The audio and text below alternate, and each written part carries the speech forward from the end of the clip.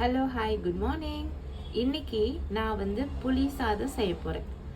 டிஃப்ரெண்ட்டான ஸ்டைலில் எங்கள் வீட்டில் எப்படி செய்வோமோ அந்த மாதிரி ட்ரை பண்ணி பார்க்கலாமா? அதுக்கு முன்னாடி ஃபஸ்ட்டு புளியை வந்து நான் வந்து ஒரு பெரிய நெல்லிக்காய் சைஸு இவ்வளோ பெருசு எடுத்திருக்கேன். இதை அலசிட்டு ஊற வச்சுக்கலாம். அதுக்கப்புறம் எப்படி செய்கிறதுன்னு பார்க்கலாம். அலசிட்டு தண்ணி ஊற்றி ஊற வச்சுருக்கேன். ஒரு 10 minutes. உங்களுக்கு உடனே புளி கரைசல் ரெடி பண்ணணும்னா சுடு தண்ணி ஊற்றிக்கோங்க. நான் பச்சை தண்ணியில் தான் ஊற்றி வச்சுருக்கேன். ஒரு 10 minutes. 10 நிமிஷம் புளியை ஊற வச்சு எடுத்தாச்சு.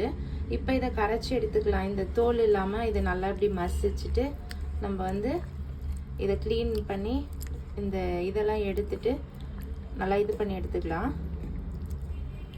எடுத்துட்டு இது கூட வந்து கொஞ்சமாக வெல்லம், 2 பச்சை மிளகா, கருவேப்பிலை சேர்க்கணும்.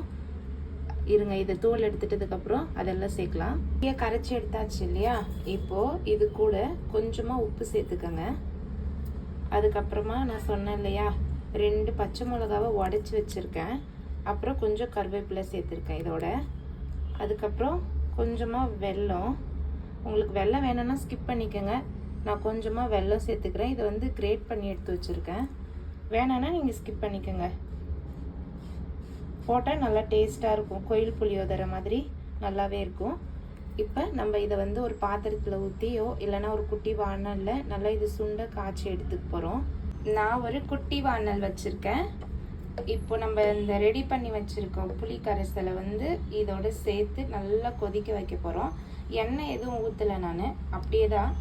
இப்போது தாளிக்கிறதுக்கு எண்ணெய் சேர்ப்போம். அதில் வந்து கடுகு, ஜீரகம், அதுக்கப்புறமா கொஞ்சம் உளுத்தம்பருப்பு, கடலைப்பருப்பு, நிலக்கடலை இதெல்லாம் சேர்த்து நம்ம தாளிக்க போகிறோம். ஃபஸ்ட்டு இப்போது இதை நம்ம ரெடி பண்ணி எடுத்துக்கலாம். இது நல்லா கொதிக்கிட்டோம். ஒரு 5 நிமிஷம் மிதமான சூட்லேயே வச்சு நல்லா கொதிக்க விடுங்க. அது நல்லா ஒரு மாதிரி கெட்டியாக கொஞ்சம் திக்னஸ் மாதிரி வரும் இல்லையா? அப்போ ஸ்டவ் ஆஃப் பண்ணிக்கலாம். காமிக்கிறேன் எப்படி ரெடி பண்ணுறதுன்னு. இங்கே பாருங்கள், நல்லா கொதிக்குது இல்லையா? இப்படியே கொதிக்கிட்டோம். கொஞ்சம் திக்னஸ் நம்மளுக்கு தெரியும்ல, இந்த தண்ணி சுண்டி கொஞ்சம் திக்காக வரும்ல, அந்த டைமில் நம்ம ஸ்டவ் ஆஃப் பண்ணி எடுத்துக்கலாம். இங்கே பாருங்கள், கொஞ்சம் ஒரு மாதிரி பேஸ்ட் மாதிரி ரெடி ஆகிருக்குல்ல. இன்னும் கொஞ்ச நேரம் ஆகட்டும். இன்னும் கொஞ்சம் திக்னஸ் வரணும், அப்போ தான் டேஸ்ட் நல்லாயிருக்கும்.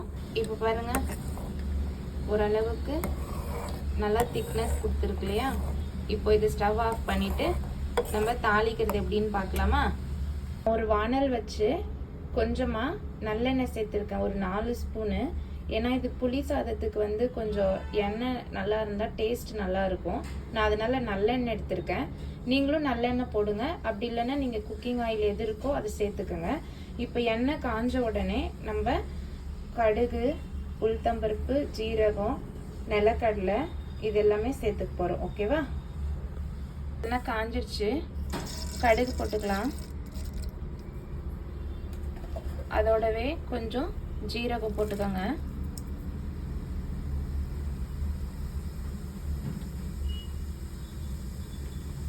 இப்போ இது கூட வந்து நம்ம எடுத்து வச்சிருக்க பருப்பெல்லாம் சேர்த்துக்கலாம். இங்கே பாருங்கள், நிலக்கடலை, உளுத்தம்பருப்பு, கடலைப்பருப்பு, கொஞ்சமாக முந்திரி பயிறு. உங்களுக்கு வேணும்னா முந்திரி பயிறு சேர்த்துக்கோங்க, இல்லைன்னா ஸ்கிப் பண்ணிவிடுங்க.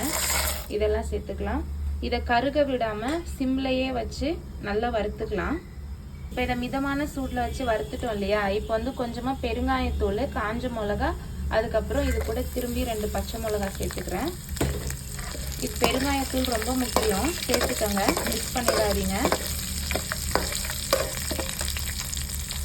இப்போ வந்து கருவேப்பிலை சேர்த்துக்கலாம். கருவேப்பிலை நல்லா ஒரு கொத்து போடுங்க.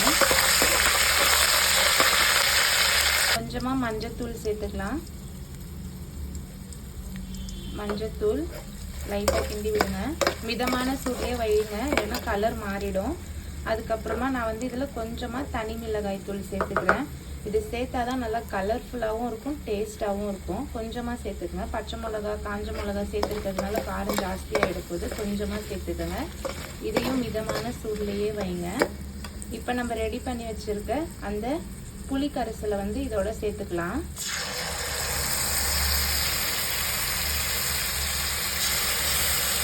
இதோட சேர்த்து நல்லா கிண்டி விட்டுட்டு ஸ்டவ் ஆஃப் பண்ணிடுங்க. இது கொஞ்சம் ஆறின உடனேயே நம்ம சாப்பாடை இதோட போட்டு மிக்ஸ் பண்ணிக்கலாம். சப்போஸ் உங்களுக்கு வந்து சாப்பாடு கம்மியாக இருக்குது அப்படின்னு நினச்சிங்கன்னா, சாந்து அதிகமாக இருக்குதுன்னு நினச்சிங்கன்னா கொஞ்சம் நீங்கள் எடுத்து வச்சுருங்க. உங்களுக்கு எவ்வளோ தேவையோ அவ்வளோ மட்டும் போட்டு மிக்ஸ் பண்ணிக்கலாம். ஓகேவா? பாருங்கள், நல்லா கலர்ஃபுல்லாக இருக்குல்ல. ட்ரை பண்ணி பாருங்கள், ரொம்ப நல்ல டேஸ்ட்டாக இருக்கும். இந்த கோயிலில் கொடுப்பாங்க இல்லையா பிரசாத புளியோதரை, அதே டேஸ்ட் கொடுக்கும் உங்களுக்கு.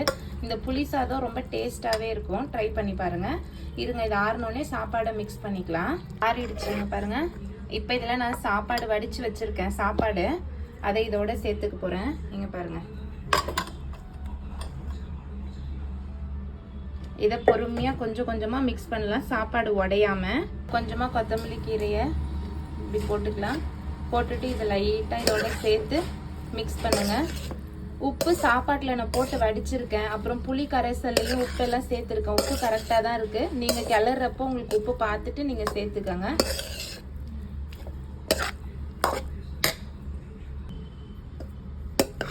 சாப்பாடு ரெடி ஆயிடுச்சு. இங்கே பாருங்க, நல்லா உதிரி உதிரியா நல்லா சூப்பராக இருக்குல்ல, பார்க்கவே நல்லா கலர்ஃபுல்லாக இருக்குல்ல. ட்ரை பண்ணி பாருங்க, கமெண்ட் பண்ணுங்க, சப்ஸ்கிரைப் பண்ணுங்க, ஷேர் பண்ணுங்க. டேஸ்ட் ரொம்ப நல்லாவே இருக்கு. ஓகேவா? நெக்ஸ்ட் ஒரு வீடியோவில் பார்க்கலாம். பாய் பாய்.